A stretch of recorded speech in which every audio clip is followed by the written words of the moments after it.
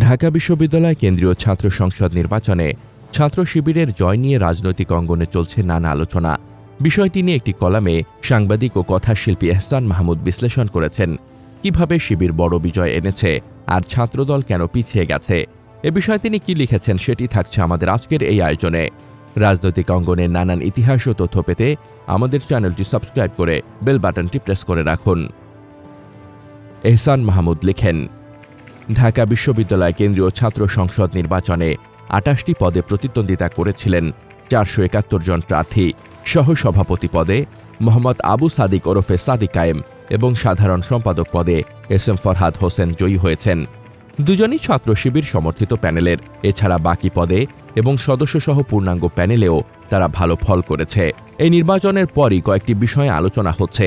ডাকসু নির্বাচন জাতীয় নির্বাচনে কেমন প্রভাব ফেলবে, নতুন ভোটাররা ভোট দেওয়ার ক্ষেত্রে কোন বিষয়কে প্রাধান্য দিয়েছেন, ঢাকা বিশ্ববিদ্যালয় আন্ডারগ্রাউন্ডে থাকা ছাত্র শিবির কি করে এত অভাবনীয় ফলাফল করল। বিগত ১৫ বছরে দেশে সুষ্ঠু নির্বাচন না হওয়ায় একটি প্রজন্ম ভোটাধিকার সুষ্ঠুভাবে প্রয়োগ করার কোনো সুযোগ পাননি।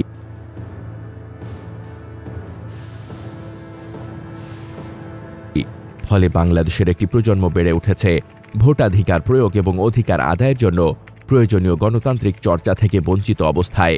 এই ডাকসু নির্বাচনে ভোটাররা তুলনামূলক একটি নিরপেক্ষ সময় পেয়েছে, যেখানে তারা তাদের ভোটাধিকার প্রয়োগ করার সুযোগ পেয়েছে। ঢাকা বিশ্ববিদ্যালয়ের শিক্ষার্থীরা নির্বাচনের সময় থেকে শুরু করে ফলাফল প্রকাশ পর্যন্ত শান্তিপূর্ণভাবে অংশগ্রহণ করেছেন। ছাত্র সংগঠনগুলোর মধ্যে কোনো ধরনের অপ্রীতিকর ঘটনা, মারামারির মতো ঘটনা ঘটেনি। এমন একটি নির্বাচনে ছাত্র শিবিরের জয়ী হওয়ার কারণ কি তাহলে? বাংলাদেশে যে বিভাজনের রাজনীতি, যেমন ধর্ম, মুক্তিযুদ্ধ, জাতীয়তাবাদ, বাঙালি বা বাংলাদেশ কিংবা রাজনৈতিক মতাদর্শকে ছাত্র শিবির নির্বাচনী প্রচারণায় ব্যবহার করেনি। প্রার্থীরা তাদের ইশতেহার সাজিয়েছিলেন ছাত্র কল্যাণকে কেন্দ্র করে।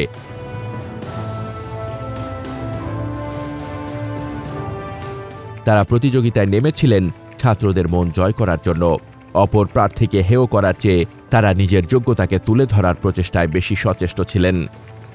শিবিরের যে ভূমিধস বিজয়, এটা কিছুটা বিশ্লেষণের দাবি রাখে। বিশেষত ভিপি, জিএস ও এজিএস ৩টি পদে শিবির তাদের প্রতিদ্বন্দ্বীদের অর্ধেকেরও বেশি ভোটের ব্যবধানে পরাজিত করেছে। শিবির এই কাজটি কিভাবে করতে সক্ষম হল? ২৪-এর গণ অভ্যুত্থান পরবর্তী সময়ে জুলাইকে বেশি ব্যবহার করতে পেরেছিল শিবির। জুলাইয়ে শিবিরের ভূমিকাকে যেভাবে উদযাপন করা হয়েছে এবং প্রচারের আলোয় রাখা হয়েছে, ছাত্রদল বা প্রতিপক্ষ সেভাবে তা করতে পারেনি। ছাত্র শিবির এবারে ডাকসু নির্বাচনে নিজেদের শিবির হিসেবে হাজির করেনি, নিজেদের প্যানেলের নাম নিয়েই তারা সেটি স্পষ্ট করেছে। এই যে অন্তর্ভুক্তিমূলক রাজনীতির খেলোয়াড় হিসেবে নিজেদের হাজির করল, এটা তাদের এগিয়ে রেখেছিল।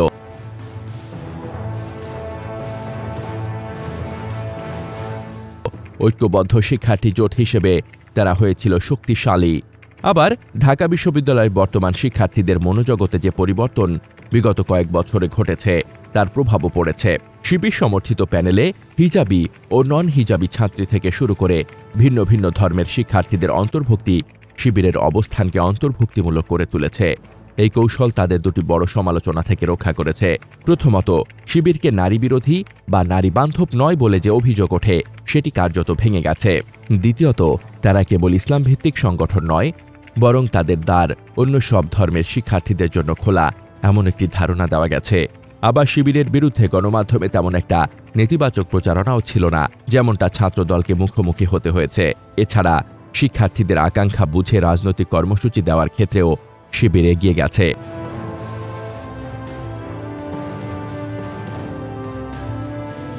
ঢাকা বিশ্ববিদ্যালয়ের শিক্ষার্থীদের দীর্ঘদিনের দাবি ছিল আবাসিক হলগুলোতে যেন কোনো ধরনের রাজনীতি না চলে। এই দাবির পক্ষে সাধারণ শিক্ষার্থীদের মধ্যে ব্যাপক ঐক্যমত ছিল। জুলাই অভ্যুত্থানের সময় বিশ্ববিদ্যালয়ের ছাত্র রাজনীতি নিষিদ্ধ করার দাবি তুলেছিল সাধারণ শিক্ষার্থীরা। সেই বিষয়টি রয়ে গেছে অমীমাংসিত।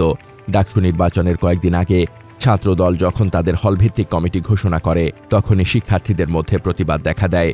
এই ঘটনাও ছাত্রদলের বিপক্ষে কাজ করেছে। ডাকসুর আগে তারা কোনো হলভিত্তিক কমিটি ঘোষণা না করায় সাধারণ শিক্ষার্থীরা তাদের প্রতি আস্থা রাখে। আবার শিবির সমর্থিত প্যানেলের শিক্ষার্থীরা নিজেদের বিভাগে ভালো ফল ও সহশিক্ষায় অংশগ্রহণ করে শিক্ষার্থী হিসেবে আলোচিত ছিল। প্রার্থী বাছাইয়ের এই কৌশল বেশ কাজে দিয়েছে। শিবির সমর্থিত প্যানেলের নির্বাচনে ভালো ফলের পেছনে আরেকটি গুরুত্বপূর্ণ কারণ হল তাদের কোচিং সেন্টার ভিত্তিক কার্যক্রম। প্রতি বছর ঢাকা বিশ্ববিদ্যালয়ে ভর্তি হওয়া শিক্ষার্থীদের একটি বড় শিবির সংশ্লিষ্ট কোচিং সেন্টারের মাধ্যমে ভর্তি হন। যখন কোনো শিক্ষার্থী শিবিরের সহায়তায় বা শিবির পরিচালিত কোচিং সেন্টারের মাধ্যমে বিশ্ববিদ্যালয়ে ভর্তি হন, তখন তাদের সঙ্গে একটি স্বাভাবিক সম্পর্ক ও আস্থার বন্ধন তৈরি হয়। এবারে নির্বাচনে তার একটি প্রভাব পড়েছে। সবশেষে শিবিরের প্রতি সহানুভূতি একটি ভূমিকা রেখেছে। দীর্ঘদিন ধরে ছাত্রলীগ তাদের রাজনৈতিক প্রচারণায় শিবিরকে কেন্দ্র করে আক্রমণাত্মক স্লোগান ব্যবহার করেছে। এসব স্লোগান শুধু রাজনৈতিক প্রতিদ্বন্দ্বিতাকে উস্কে দেয়নি, বরং সাধারণ শিক্ষার্থীর কাছে শিবিরকে একটি নিপীড়িত সংগঠন হিসেবেও চিত্রিত করেছে।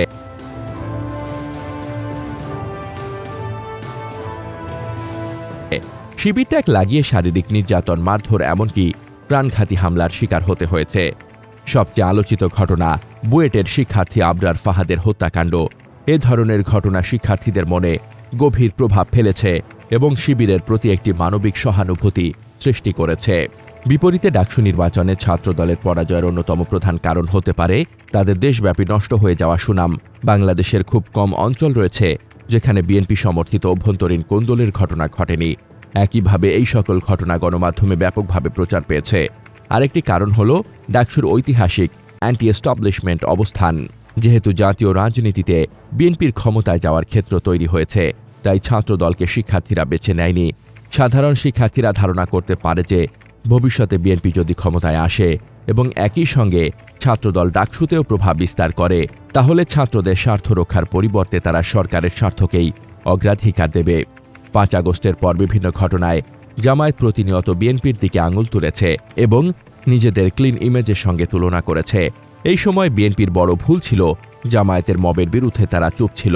মব করে মানুষের বাড়ি ভাঙা হয়েছে, নিজেরা নৈতিক পুলিশ সেজে সভা সমিতি ভেঙেছে। কেউ এসব ঘটনায় শক্ত প্রতিবাদ করেনি। সরকারের সঙ্গে বিএনপিও তাদের প্রশ্রয় দিয়েছে।